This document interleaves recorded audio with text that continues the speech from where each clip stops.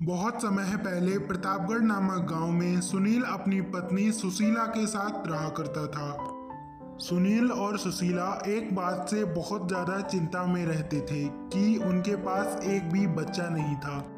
सुनील मेहनत मजदूरी करके अपने घर का गुजारा चलाया करता। एक दिन सुनील की पत्नी सुनील से बोली, हमें अपने घर में एक पंखा लगवा लेना चाहिए, इस वर्ष बहुत ज़्यादा गर्मी पड़ रही है। सुशीला, तुम बिल्कुल ठीक कह रही हो, लेकिन अभी तो मेरे पास इतने पैसे नहीं हैं कि मैं घर में एक पंखा लगवा सकूं। जब आपके पास पैसे हो जाएं तब आप घर में एक पंखा जरूर लगवा लेना। गर्मी बहुत पड़ रही है, मानो जान ही निकाल लेगी। हाँ सुशीला, जब मेरे पास पैसे हो जाएंगे मैं घर में एक पंखा जरूर लगवा लूंगा। मैं भी जानता हूँ गर्मी बहुत पड़ रही है। इतना कहने के बाद सुनील अपने काम की तरफ निकल जाता है। सुनील के पास गांव में एक खेत था। वह अपने खेतों में सब्जियां उगा लिया करता था। कल की अपेक्षा आज बहुत ज़्यादा गर्मी थी, तो सुनील ने सोचा थोड़ी देर आराम ही कर लेता हूँ। सुनील का दोस्त मोनू पेड़ के नीचे बैठकर सुनील का बेसब्री से इंतजार कर रहा था। तब तक सुनील वहां पहुंच जाता है। सुनील, क्या बात है? मैं 2-4 दिन से देख रहा हूं तू बहुत ज़्यादा चिंता में रहने लगा है। बता मुझे क्या बात है। मोनू भाई, ऐसी कोई बात नहीं है, बस घर पर एक पंखा लगवाने की सोच रहा हूँ, लेकिन मेरे पास तो इतने पैसे ही नहीं हैं। सुनील, मैं तो कहता हूँ तू एक भंगार वाले की दुकान से जाकर एक पुराना पंखा खरीद ले, जिससे तेरी गर्मियाँ कट जाएंगी।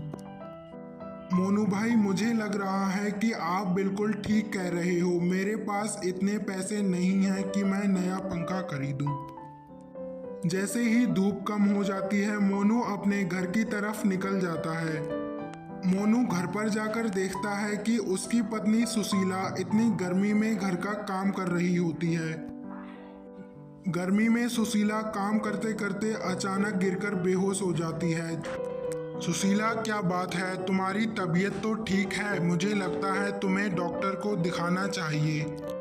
मेरी तबीयत एकदम से ठीक है, बस आप घर में एक छोटा सा पंखा लगवा दो, गर्मी बहुत ज़्यादा बढ़ गई है।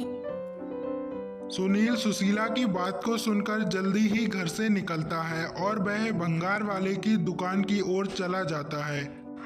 सुनील भंगार वाले से पूछता है, भाई, यह छोटा सा पंखा जो आपके काउंटर पर रखा है, यह कितने रुपए का है और यह हवा तो सही देता है? हाँ भाई, पंखा एकदम मस्त है और यह ज़्यादा महंगा भी नहीं है। आप केवल 400 रुपये दे दो। अच्छा ठीक है, मैं यह पंखा खरीद लूँगा, लेकिन आपको इस पंखे को मेरे घर पर भेजना होगा।